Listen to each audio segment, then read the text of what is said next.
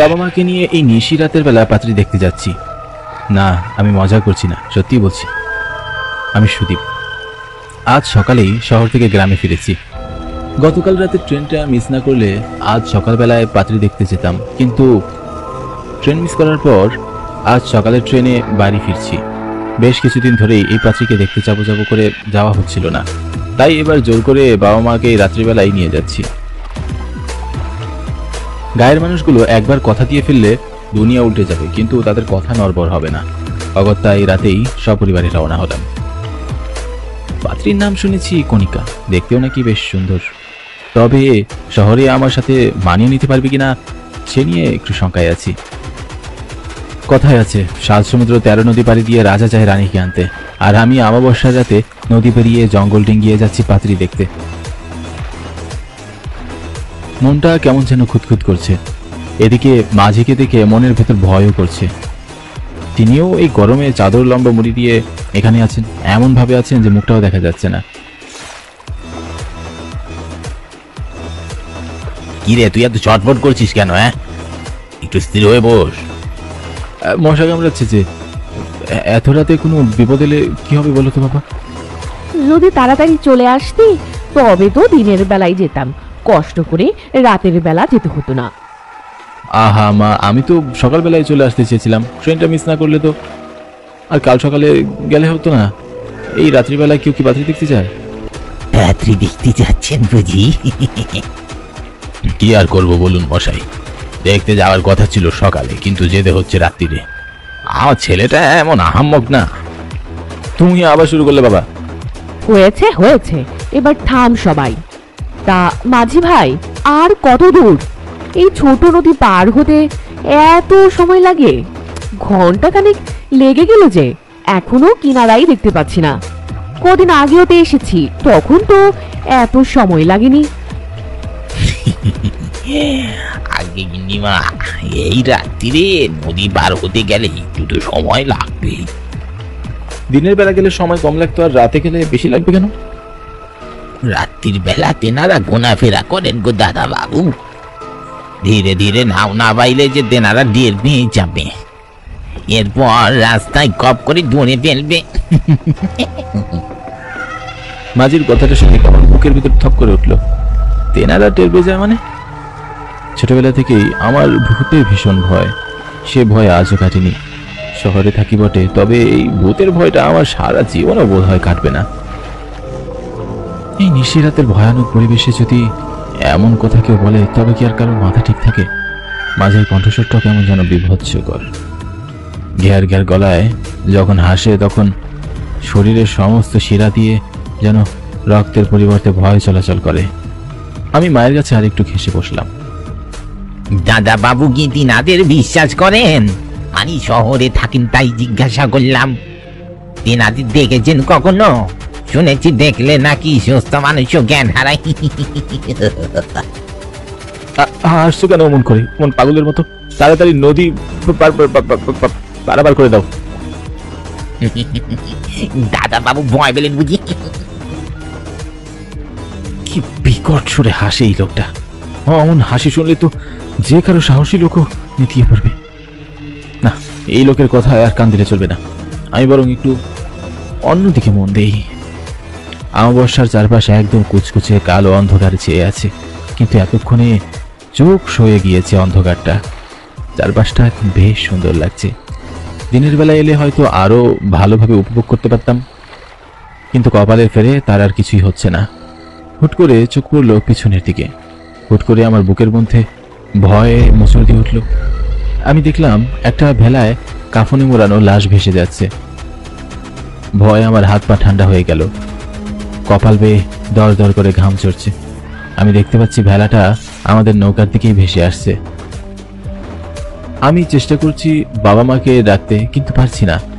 ভয়ে আমার মুখ বন্ধ হয়ে গেছে, এমনকি আমি হাত পাও নড়াতে পারছি না। অনেক কষ্টে কোনো মতে আঙ্গুল তুলে ইশারা দিয়ে বাবাকে দেখাতে লাগলাম। কি হলো রে সুদীপ? ওটা কি? কোনটা কি? আর কি বলছিস, পাগল হলি নাকি? ওদিকে তো কিছুই নেই। ওদিকে লাশ। এমন এমন করছিস কেন? কি হয়েছে? লাশ? কার লাশ? কোথায়? মাঝি ভাই, শিগগির নৌকাটা টানো, শিগগির। দিনাদের দেখলে বুঝি বাবু? কথা কম বলে তাড়াতাড়ি নৌকাটা টানো তো, ওটা এদিকেই আসছে। কে আসছে?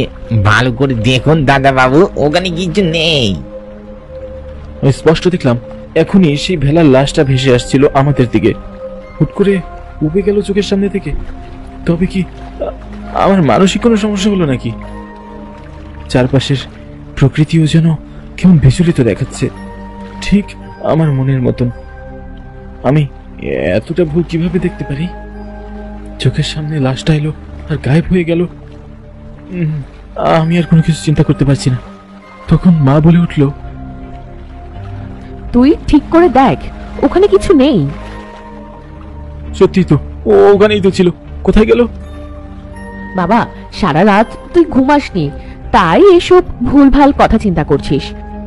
এক কাজ কর, তুই একটু মুখ হাত ধুয়ে নে, মুখে একটু জল দিলে দেখিস ঠিক ভালো লাগবে। ঠিক বলেছ, তুই একটু মুখে জল দিয়ে নে খোকা, বেশি চিন্তা করিস না।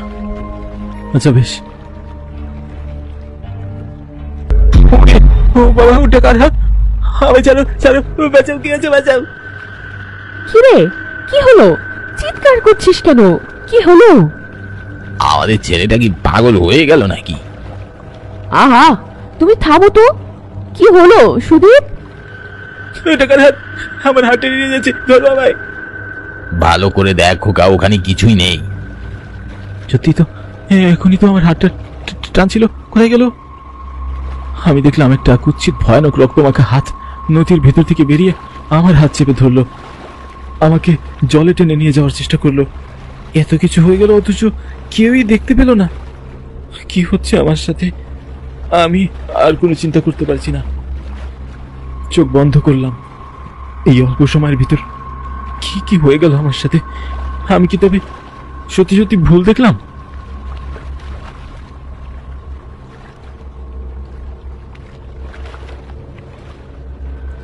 পারে চলে এসেছি গো। সুদীপ দেখ, পারে চলে এসে, চল আমরা নামি। চলো, এরপর কোন দিকে যাব? এরপরে অল্প কিছুক্ষণ জঙ্গলের রাস্তা, তারপরই ওদের বাড়ি। এই রাতের বেলা জঙ্গল পার হতে হবে? এমনিতেই আজ আমার ভালো লাগছে না কোনো কিছু। আর বেশি সময় নেই বাবা, চল।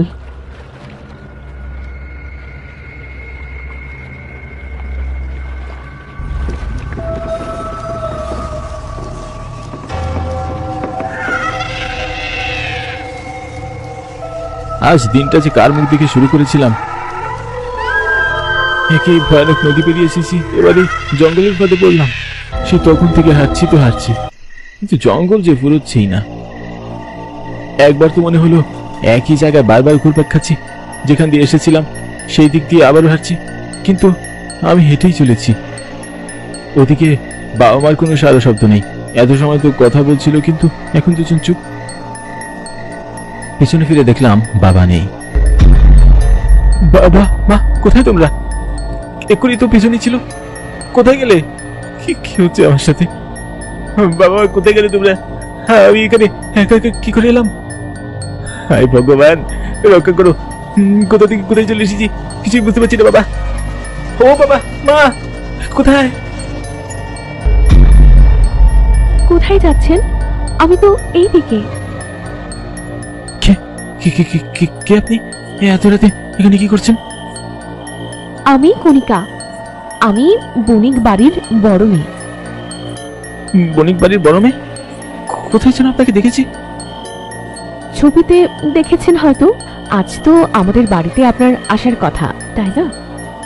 হ্যাঁ, তাই তো, আপনাকে তো দেখতে যাবার কথা। আপনি এখানে কি করছেন? আপনাকে নিয়ে যেতে এসেছি। আপনি আপনি এসেছেন আমাকে নিয়ে যেতে?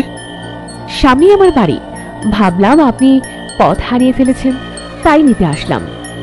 তা বটে, আমি বাবাকে মাকে খুঁজে পাচ্ছি না। একটু আগে ছিল এখানে, কিন্তু এখন কোথায় গেল? আসুন আমার সাথে, আমি নিয়ে যাচ্ছি। ছবির চেয়ে বাস্তবে অনেক বেশি সুন্দর কণিকা, কি অসাধারণ দেখতে। ওকে দেখবার পর সব ভয় যেন কেটে গেল। কোনো কিছু চিন্তা না করেই কণিকার পেছন পেছন আবার আরম্ভ করলাম হাঁটতে।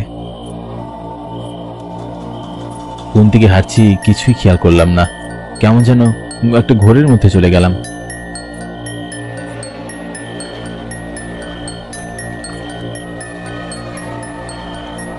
হঠাৎ দমকা বাতাস এসে মুখে লাগার পর হুঁশ ফিরে এলো আমার। চারপাশে তাকিয়ে দেখি আমি সেই নদীর পাড়ে এসে পৌঁছেছি, যেখানে বাবা মায়ের সাথে জঙ্গলের ভিতরে গিয়েছিলাম।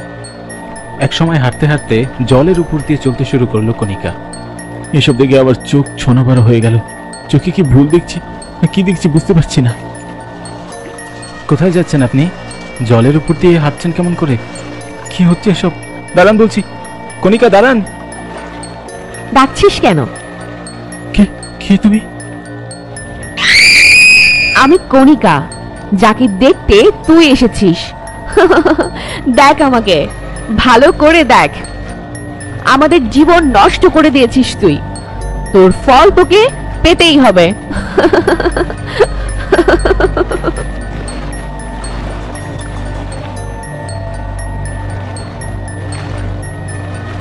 চিনতে পেরেছেন বাবু? কি বাজি আপনি এখানে? দুনিয়ায় এত মানুষ থাকতে আপনি আমার কণিকাকে দেখতে আসলেন দাদা বাবু? এবার তো আপনাকে মরতেই হবে। কি সব হচ্ছে? আমার বাবা কোথায়? চোখের সামনে এরকম বিপজ্জ দৃশ্য দেখে আমি আর নিজেকে সামনে রাখতে পারলাম না। জ্ঞান জ্ঞান ফিরিয়ে দিল।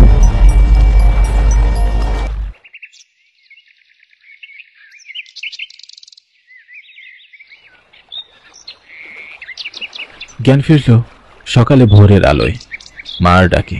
জ্ঞান ফিরে প্রথমে কিছু মনে করতে পারলাম না। তারপরে গতকালের ঘটনা জিজ্ঞেস করতে মা বলল তারা কণিকার বাড়ি গিয়েছিল। কণিকার বাড়িতে তখন শোকের কালো ছায়া ঘিরে রেখেছে। কণিকা মারা গেছে, আর তার সাথে মারা গেছে নদীপাড়ের কানাই মাঝি, যাকে কণিকা ভালোবাসত। মাঝিকে মেনে নিতে পারেনি কণিকার বাবা মা, তাই জোর করে বিয়ের ব্যবস্থা করতে আরম্ভ করেছিল। গতকাল পথে আমাকে তারা দেখতে পায়নি, তাই আমাকে অনেক খোঁজাখুঁজির পরে অবশেষে এখানে পেয়েছে। তবে কি আমার জন্য কণিকার মাঝির এই অবস্থা হলো?